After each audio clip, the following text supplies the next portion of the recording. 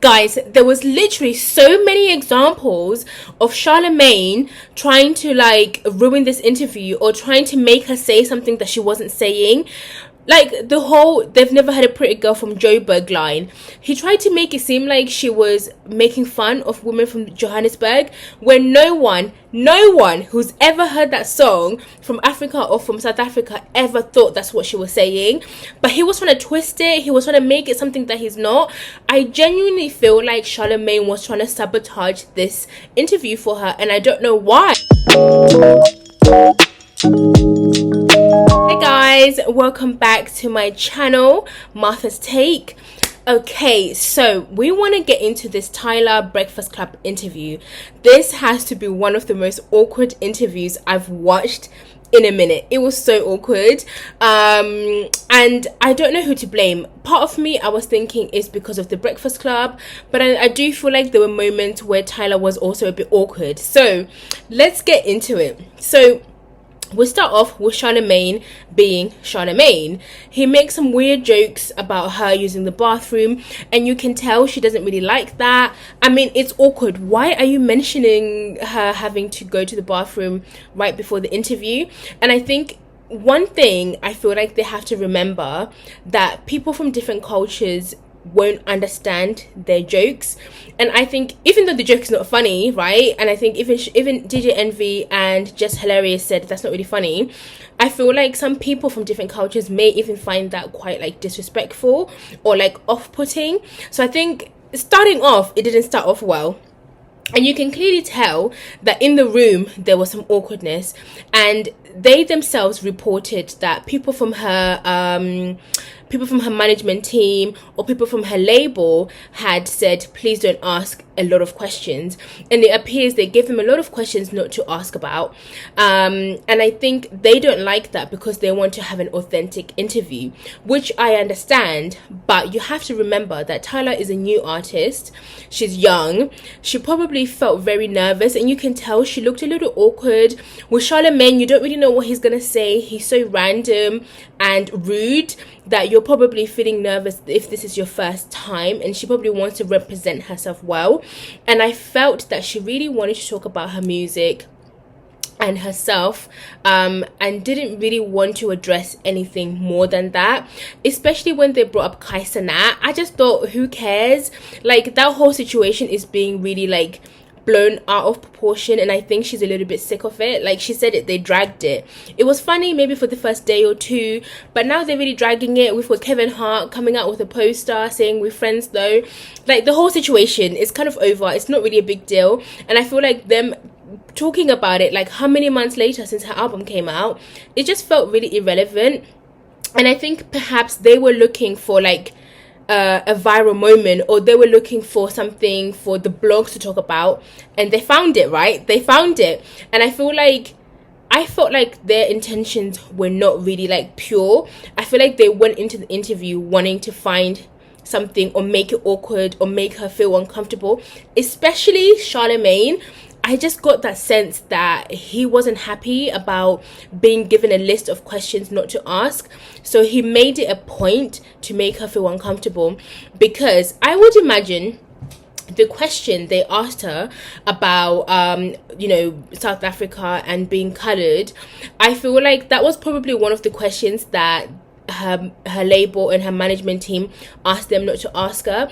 That's why she turned around and she said, can you handle this, because I don't want to talk about this topic anymore. Guys, she's had to talk about this so many times since she came out, and people still don't get it. So what's the point of her repeating herself? That's the first thing. Second thing, she's a pop star. She makes music.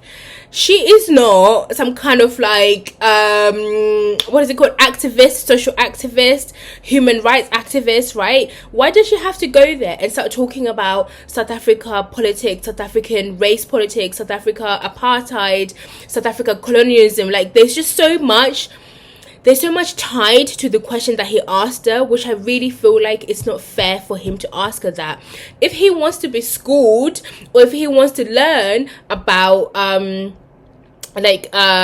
race and ethnicity in South Africa, why doesn't he go on Google and research like most of us did when we wanted to find out more. Why does Tyla have to come on the Breakfast Club and start explaining and teaching them? And I've seen people say, oh, well, Trevor Noah did it. Trevor Noah and like a 22-year-old pop star is very different. Trevor Noah wrote a whole book about his experience being a mixed race person brought up in South Africa. These are very different people. Just because they're both South African and they're both of kind of like mixed colored heritage, it doesn't mean that they will both have the same input. Usually the equivalent of asking someone like Normani or someone like Justin Sky to start talking about American racism and politics. That's just not their job. They want to sing and dance, and she literally said, I enjoy singing and dancing, I like performing, that's what she does. So I don't really see why they were upset that she didn't answer the question. I don't know, for me it kind of felt like they were trying to sabotage her. It kind of felt like Charlamagne was trying to sabotage her. Guys, yeah. There was literally so many examples of Charlamagne trying to like ruin this interview or trying to make her say something that she wasn't saying. Like the whole "they've never had a pretty girl from Joburg" line. He tried to make it seem like she was making fun of women from Johannesburg, when no one who's ever heard that song from Africa or from South Africa ever thought that's what she was saying. But he was trying to twist it. He was trying to make it something that he's not. I genuinely feel like Charlamagne was trying to sabotage this interview for her, and I don't know why. I think he was just upset about the idea that her label gave them interview questions that they can't ask. So he thought, fine, if I can't ask that question, I'm going to make this really awkward for you. I'm going to make this really uncomfortable for you. And he did that for the next 20 minutes. I'm sorry, I really feel like Charlamagne is the main reason why this interview is so awkward, because he's the main interviewer anyway. DJ Envy doesn't add anything. Just Hilarious doesn't add anything, right? So if Charlamagne is already off to a weird start, the whole interview is going to be weird. And I feel like there's so many examples, little microaggressions in that interview that indicated to me that Charlamagne did not want the interview to go well, and he vowed to himself he was going to make it awkward. And he was so happy when she chose not to answer that question, because he got his moment. He got his moment where they can go viral. He got his moment where they can say like, oh, see, don't tell your label to ask us any questions. School me on these debates that they be having about your identity as a South African colored person. What does that even mean?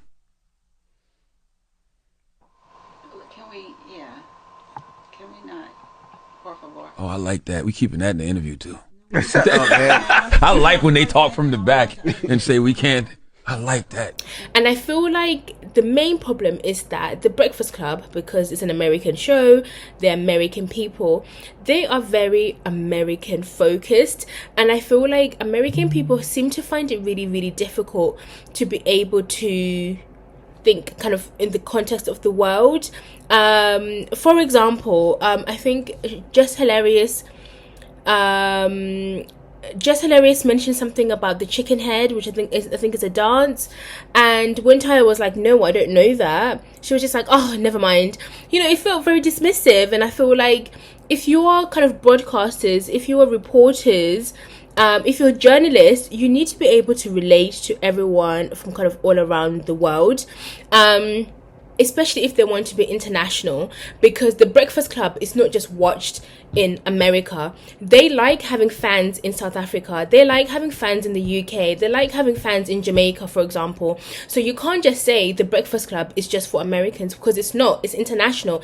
And they directly benefit from their show being international. So if you're going to be an international show, you need to now learn how to communicate with people from different backgrounds and different countries, and black people from different countries, because everyone is different. She's not going to understand what the chicken head is because she wasn't brought up in America. Now, Tyla, I can admit that she was awkward in some moments, especially when they asked her something about they asked her about her injury, and she was like, why are you asking me that? I just think that that made her look like perhaps she was lying about being injured, because maybe her tour didn't sell very well, because she was very like hush about it. So I think it seemed like she was she found it difficult to answer quite basic questions, but I think she just wants to protect her brand and her image so much that it made it hard for them to kind of gel and to have a good conversation. And I do think there was a bit of like a cultural difference. I think maybe some jokes they were trying to say that she didn't get, and some jokes that she was trying to say they didn't really get, or they got but they got it later on. So all in all, it just made the whole interview really awkward. I think maybe she would do better with maybe like a one-on-one interview with like a woman, or one-on-one interview with someone else, where it doesn't feel like questions are being fired at you from all different angles. But I know for me, when I've watched their previous interviews, it wasn't that awkward. So I have to imagine that it was awkward from both sides. But I want to know what you guys think. Who do you think was the most awkward, or who do you think is in the right or wrong? Is there right or wrong, or is it just a little bit? But yeah, guys, I do want to know what you guys think. Do you agree with me? Do you disagree? Let me know down in the comments.